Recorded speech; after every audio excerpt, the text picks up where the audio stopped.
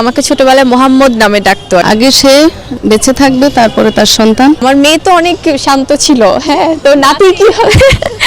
আমার নাতির প্রতি যেন সে সবসময় কেয়ারফুলি থাকে। আমার মেয়ের সন্তানের জন্য দোয়া চাই সবার কাছে। আজকে তো আসলে খুব ইমোশনাল একটা ব্যাপার, কারণ মা শব্দটা আমার কাছে খুব আবেগের জায়গা।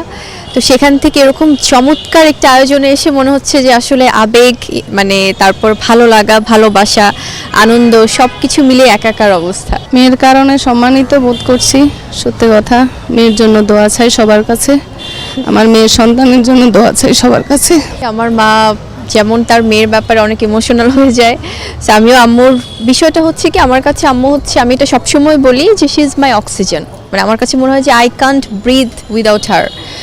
সো সেই জায়গাটা থেকে আমার কাছে মা শব্দটা তো অনেক বিশাল একটা শব্দ, কারণ এটার যদিও শব্দটা ছোট, বাট এটার ব্যাপ্তিটা তো অনেক বড়।